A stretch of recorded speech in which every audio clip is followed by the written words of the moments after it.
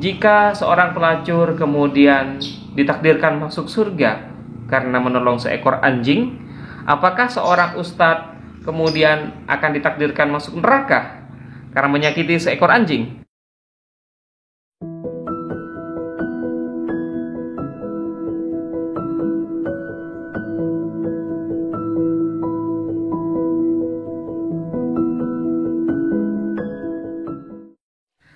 Assalamualaikum warahmatullahi wabarakatuh. Ketemu lagi dengan saya Sofyan Hadi di channel Kopi Sofi, channel yang penuh dengan inspirasi dan kreasi.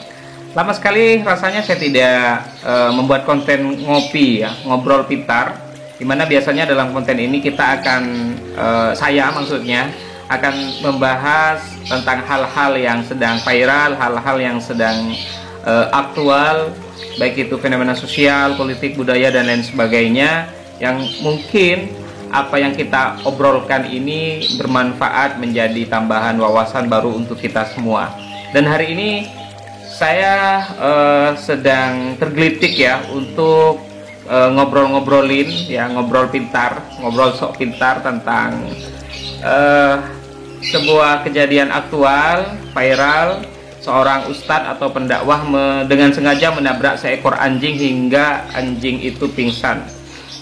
Ya, beberapa hari yang lalu kalau tidak salah 13 Februari viral ya, beberapa hari sampai sekarang, Ustadz Yahya Waloni atau Bapak entah apa saya sebutannya, beliau seorang mualaf yang baru masuk Islam, kemudian memang sudah bertahun-tahun rasanya banyak melakukan dakwah ke berbagai daerah-daerah, tetapi yang menjadi sesuatu yang sedikit rasanya agak mengganggu dalam hati saya adalah ketika beliau berceramah di salah satu stasiun TV lokal atau TV swasta. Kemudian di sela-sela ceramahnya beliau mengatakan kalau beliau pernah menabrak seekor anjing dengan sengaja hingga anjing itu pingsan. Alasannya karena dia adalah binatang najis. Astagfirullahaladzim. Ada hewan tidak bersalah apa-apa, mungkin sedang lewat di jalan, kemudian karena dia adalah hewan yang najis, yang haram dalam Islam, maka kemudian dengan sengaja ditabrak hingga pingsan. Apakah ini merupakan akhlak ataupun ajaran dari agama Islam? Tidak sama sekali. Jadi yang saya khawatirkan adalah karena Ustadz Yahya Waloni ini adalah seorang public figure ya, seorang influencer lah, anggaplah seperti itu. Rasanya kurang layak ketika misalnya beliau mencontohkan hal-hal yang tidak baik, apalagi memang tidak pernah diajarkan di dalam Islam, tidak pernah dicontohkan akhlak yang seperti itu oleh Rasulullah SAW. Rasanya ini menjadi sesuatu yang sangat disayangkan, dan saya khawatir ini menjadi sebuah perilaku, bahkan menjadi sebuah pandangan yang dianut, pemahaman yang dianut oleh jemaahnya, yang tentunya kemudian akan merusak citra agama Islam itu sendiri, selain orang itu sendiri tentunya yang melakukan akhlak buruk. Sebenarnya bagaimana sih posisi anjing dalam Islam itu? Ya, kalau misalnya anjing disebut sebagai binatang yang najis, haram untuk dimakan, jelas, pasti. Tetapi dalam hal ini kita sedang berada di dua tempat yang berbeda. Anjing itu najis, anjing itu haram, misalnya, itu karena dalam konteks fikih. Jadi kalau misalnya kita nih ya, kita menyentuh anjing atau kemudian terkena gigitan anjing, kemudian daging, tulang, darahnya dan segala macam, itu memang haram dan najis hukumnya. Tetapi itu untuk hal-hal yang sifatnya fikih saja. Artinya kalau misalnya memang anjingnya nggak ngapa-ngapain ya, kita memang tidak memakannya, kita tidak menyentuhnya, kita artinya secara fikih ibadah, fikih toharoh, kita tidak ada masalah dengan anjing itu, tidak ada kontak fisik misalnya. Jadi yang nggak, dia adalah binatang biasa, makhluk ciptaan Allah, posisinya setara dengan binatang-binatang yang lain. Dengan sapi, dengan ayam, dia setara, sama-sama binatang ciptaan Allah, makhluk Allah. Bedanya secara fikih, ketika misalnya ada kontak fisik dan lain sebagainya, dia najis dan dia haram. Tetapi ketika dia memang fitrahnya sebagai binatang, ya sama dengan binatang-binatang yang lain.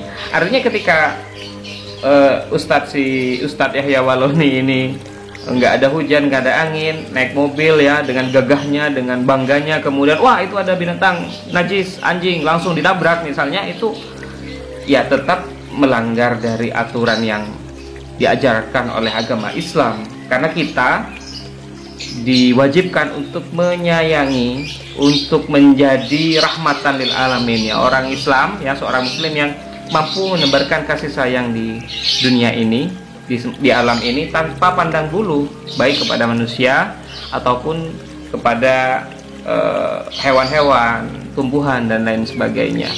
Nah, ngomong-ngomong masalah anjing ya, jadi bahas anjing nih. Ada sebuah hadis yang diriwayatkan oleh Imam Bukhari dan Imam Muslim di kitab Aulia halaman 58. Rasulullah pernah bercerita bahwa ada seorang laki-laki yang sedang berjalan, ya di tengah perjalanan dia merasa sangat haus sekali sehingga dia terus berjalan. Akhirnya dia menemukan sebuah sumur, maka ambillah dia air dari sumur itu, kemudian minum dengan sepuasnya. Nah, ketika dia sedang minum, laki-laki itu sedang minum, tiba-tiba dia melihat seekor anjing yang menjulurkan lidahnya dan juga terlihat kehausan. Maka dia penuhi kantong airnya, dia isi dengan air hingga penuh, kemudian dia memberikan minum kepada anjing tersebut. Lalu apa yang terjadi? Laki-laki itu diampuni dosanya oleh Allah Subhanahu wa taala. Para sahabat bertanya, apa iya kalau hanya gara-gara seekor anjing, ya binatang, anjing aja itu bisa membawa perantara kita selamat dan diampuni dosanya? Rasulullah menjawab, segala yang bernyawa itu ada pahalanya. Nah, ini ajaran Islam, ini hadis. Rasulullah secara tidak langsung memberikan contoh kepada kita dengan menceritakan kisah tersebut bahwa kita memang harus menyayangi siapapun, manusia, bahkan hewan yang memang secara fikih najis, haram, itu tetap harus kita sayangi. Bahkan hanya gara-gara laki-laki itu memberikan minum, memberikan hidup lah ya, memberikan kenyamanan terhadap binatang itu, binatang yang najis itu, maka Allah akan mengampuni dosa-dosanya. Subhanallah. Ini apa ya, sebuah ajaran Islam yang sangat mulia, tentunya jauh dari apa yang dilakukan oleh Ustadz pendakwah ya Yahya Waloni itu. Juga diceritakan riwayat lain, seorang sufi bernama Imam Ashibli, atau nama aslinya adalah Abu Bakar bin Tulab ibnu Juhdar Ashibli. Beliau mendapatkan hidayah dari Allah lewat sebuah mimpi, di mana dalam mimpi tersebut diceritakan kehidupan setelah kematian beliau. Beliau ditanyakan, wahai Abu Bakar atau Imam Ashibli, kira-kira kamu tahu nggak kenapa Allah mengampuni dosa-dosa kamu? Dia menjawab, mungkin karena saya sholat? Bukan itu. Mungkin karena saya berpuasa, haji, beribadah, beramal soleh? Bukan itu. Mungkin karena saya berhijrah kemudian saya bersama orang-orang yang soleh? Bukan karena itu. Lalu penasaran nih Imam Ashibli, lalu karena apa dosa-dosa saya diampuni oleh Allah? Kemudian dijawab, ingatkah kamu ketika kamu sedang berjalan ke suatu tempat di Baghdad, kemudian kamu bertemu seekor kucing yang kurus, kering, kelaparan, kemudian kamu menolongnya, meletakkan di dalam baju hangatmu sehingga dia merasa nyaman? Maka karena kamu telah menyayangi binatang itu, kemudian Allah mengampuni dosa-dosa kamu. Subhanallah. Ada banyak sekali riwayat-riwayat yang menceritakan bahwa Islam mengajarkan kita untuk berakhlak baik, berakhlak mulia kepada siapapun, kepada semua orang tanpa pandang bulu, apakah dia ustadz, apakah dia pejabat, apakah dia kiai, apakah dia orang biasa, petani, pedagang, dan lain sebagainya. Banyak sekali, bahkan kepada hewan pun kita juga harus berperilaku sebagaimana kita adalah hamba Allah yang ditugaskan ke bumi ini sebagai khalifah fil ard, menjaga bumi ini, melestarikan bumi ini. Karena selain beribadah, tugas kita ya memang untuk berbuat kebaikan, beramal soleh kepada siapapun, kepada makhluk Allah semuanya tanpa terkecuali. Rasulullah SAW bersabda, barang siapa yang menyayangi apa-apa yang ada di bumi, maka dia juga akan disayangi oleh yang ada di langit. Nah, terkait dengan kasusnya Ustadz Yahya Waloni ini, saya kira ini tidak mencerminkan apa yang diajarkan oleh agama Islam. Tetapi saya tidak ingin menghakimi bahwa Ustadz Yahya Waloni itu orangnya buruk, jelek, jahat. Tidak, karena beliau juga adalah seorang pendakwah. Beliau sudah banyak mengajak orang-orang untuk berbuat kebaikan, untuk mengikuti jalan Allah dalam agama Islam.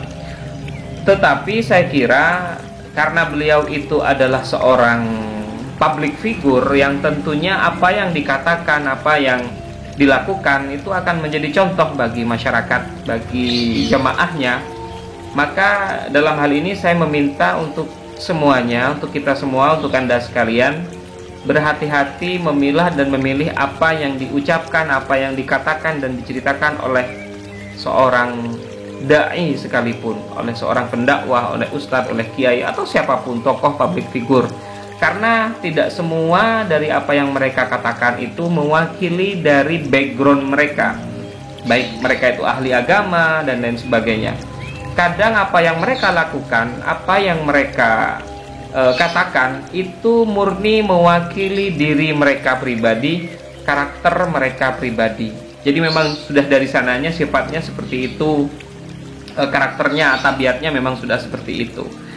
Dalam hal ini saya melihat apa yang dilakukan oleh Ustadz Yahya Waloni ya memang udah kembali pada karakter beliau yang memang seperti itu.